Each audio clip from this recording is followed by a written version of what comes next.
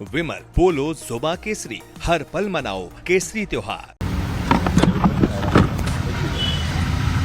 दुनिया के सबसे बड़े लोकतंत्र में हर आदमी का राजनीतिक झुकाव कहीं न कहीं किसी न किसी तरफ होता ही है। और अगर वो विचारधारा से प्रभावित है तो कार्यकर्ता है, अगर नेता से प्रभावित है तो समर्थक है। तो ये कोई इसमें कोई बात नहीं। मैं उस तरह का आदमी नहीं हूँ कि लोग कहते हैं अरे ये तो संघी है। अरे संघ की अपनी एक विचारधारा है, आप मानते हैं। जब आप विचारधारा पढ़ोगे जानोगे तब तो आप संघी बनोगे। और अरे ये कम्युनिस्ट है, अरे कम्युनिस्ट की अपनी एक विचारधारा है, उनके कुछ सिद्धांत है, उनकी जो बातें हैं आप जानोगे तब तो कम्युनिस्ट हो पाओगे, संघी हो पाओगे या किसी विचारधारा से। तो पहले आप विचारधारा को जानते हैं तो कार्यकर्ता बनते, नहीं तो नेता से ज्यादा रखते समर्थक बनते। आप ये भाई साहब कह रहे हैं एनडीए के प्रवक्ता हैं? हम पार्टी का मुख्य प्रवक्ता हैं। कौन पार्टी? हम पार्टी, हिंदुस्तानी अवाम मोर्चा। हो। अच्छा, वही हम कहा कि गठबंधन के प्रवक्ता तो है नहीं, पार्टियों के प्रवक्ता होते हैं। एक बात है, मांझी जी, हाँ इंडिया में है। मांझी जी के बारे में एक बात बताइए। ये इनके बहू, इनका बेटा, सब यही लोग, इन्हीं का परिवार इनके ऊपर क्यों हंसने लगे? गलत करे क्या? हाँ, अच्छी बात पूछ रहे हैं आप, अच्छी बात पूछ रहे हैं, बिल्कुल सही है। ये मांझी जी परिवारवाद से अलग है। नहीं तो ये पूरे हिंदुस्तान की यही बात है। कोई भी पार्टी आप उठा के, लेकिन बदनाम सिर्फ राजद है, लालू जी है। They all are one, they all are equal. लेकिन बदनाम सिर्फ लालू जी राजद है कि परिवारवाद वहीं से स्टार्ट हुआ है।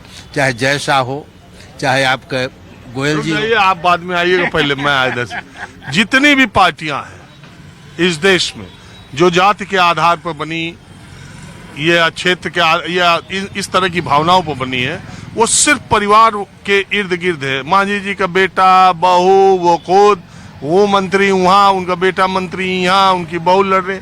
इसके अलावा भी हम का कोई मतलब है? देखिए, आप जिसको परिवारवाद कह रहे हैं, मांझी जी के परिवार को मैं नहीं मानता हूँ। इसलिए नहीं मानता हूँ कि दीपा मांझी के बारे में जो आप उंगली उठा रहे हैं, दीपा मांझी। हम उंगली उठा, हम कौन है उंगली उठा? हम तो खाली ये कह रहे हैं कि वो वहाँ मंत्री बेटे, यहाँ मंत्री बहू, वहाँ चुनाव, यही लड़ेंगे इनकी पार्टी में। और यही एनडीए वाले जब दूसरे पर हमला करना होता है तो परिवारवाद कहते हैं। दीपा मांझी बहुत पहले से ही राजनीतिक घराना में पैदा लिए। उनकी माँ बहुत पहले ही, आज वो हम पार्टी में आई है, लेकिन उनकी माँ जदयू से 2 बार विधायिका रह चुकी है। और दीपा मांझी भी बहुत चुनाव, क्षेत्रीय चुनाव मुखिया का, वार्ड पार्षद का, वार्ड काउंसिलर का लड़ चुकी थी। देखिए, ये तो उनको इसलिए निर्णय करके दिया कि बाई इलेक्शन है, यदि हम नहीं देते हैं तो यहाँ कोई ऐसा उम्मीदवार नहीं है कि जो चुनाव निकाल सके। और रहा मंत्री की बात, तो देखिए हकदारी यदि यहाँ भी मिल गई है, जो हम लोगों को कहा गया था कि 2 एमपी, 1 राज्यसभा, 1 एमएलसी देंगे, सिर्फ भाजपा ने 1 देने का काम किया, 1 एमपी। हाँ, लेकिन उसके बावजूद भी हम लोग संतुष्ट होकर चुनाव तन मन धन से लड़े। इस चुनाव में एलजेपी से आपका बड़ा कंपटीशन चल रहा है टिकट का लेके। आपको क्या लगता है टिकटों का बंटवारा? अच्छा, दूसरी बात छोड़िए, वो सब बात बाद में करेंगे जब बाद में आएंगे। अभी ये राहुल गांधी की तेजस्वी की यात्रा के बारे में बताइए। एनडीए इसको कैसे ले रहा है, मतलब आप लोग कैसे ले रहे हैं? देखिए, राहुल गांधी इतने बड़े दल का प्रतिपक्ष का नेता है और कह रहे हैं कि बिहार में अभी तो हमने एटम बम फोड़ा है, आने वाला समय में हाइड्रोजन बम फोड़ेंगे। तो देखिए, बिहार की जनता जानती है कि जिस प्रकार इनके परिवार को गद्दी से उतारने का काम किया है, तो इनको तो गद्दी पर चढ़ने नहीं देगा। ये जब आज चुनाव आयोग पर उंगली उठा रहे हैं, जब ये 99 सीट जीत गए तो अच्छी बात था, वो घड़ी कोई एथी नहीं था। लेकिन आज ये उंगली उठा रहे, 99 सीट जीत कैसे गए एमपी इनका? ये सब एमपी को डिजाइन क्यों नहीं करवा देते हैं? तब नहीं इनको आना चाहिए था कि चुनाव आयोग पर उंगली उठाते हुए फिर से लड़ना चाहिए था। तो इसलिए मैं कहूँगा कि राहुल गांधी ये बिहार में आकर तेजस्वी जी के साथ नौटंकी कर रहे हैं, फिर से उन्माद फैलाना चाह रहे हैं एटम बम, हाइड्रोजन बम के नाम पर। बिहार की जनता बहुत समझदार है। आने वाला समय में इनको जितना सीट पहले मिला था उससे भी इनका सीट विधायक कम जाएंगे, चाहे आरजेडी का हो या कांग्रेस का हो। और हम लोग 200 प्लस सीटों पर जीतकर मुख्यमंत्री नीतीश कुमार होंगे। नीतीश कुमार के नेतृत्व में हम लोग चुनाव लड़ रहे हैं। और बिहार में है कौन विकास पुरुष का लाने वाला, कोई है? मगर एक बात बताएं, नेता होने के लिए, प्रवक्ता होने के लिए भी बहुत जिगरा चाहिए। अभी मैं 2-2.5 साल पहले जब आया था और नीतीश कुमार एनडीए को छोड़ करके चले गए थे आरजेडी में, तो ये हम पार्टी के लोग ये बोलते थे, ये दल बदलू को, ये पलटू राम को हम इस बार ऐसी सख्त सबक सिखाएंगे। यही सम्राट चौधरी कहते थे कि जब तक बाल नहीं मुड़वाएंगे नीतीश कुमार को। अब देखिए खैर राजनीति में सब होता रहता।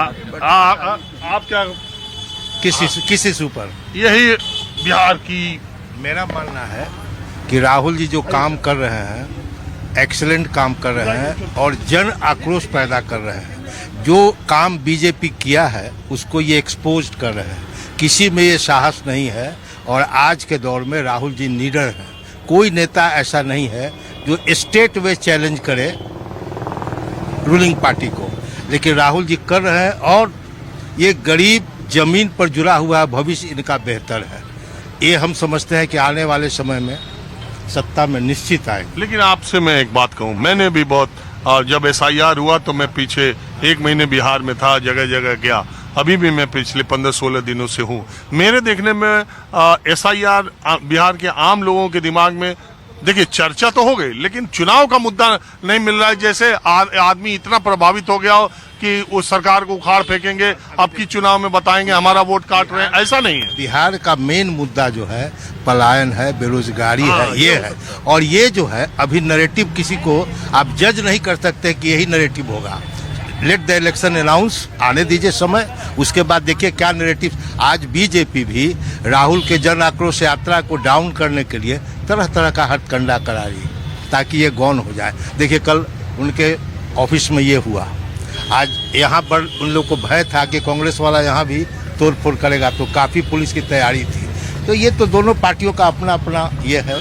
लेकिन राहुल गांधी जो काम कर रहे हैं, अगर अगला बार कुछ ऐसा कंक्रीट प्रूफ दे देंगे तो ये दिन पर दिन जो है ना गाढ़ा होता जाएगा। जो क्लेम है ये प्रगाढ़ होगा।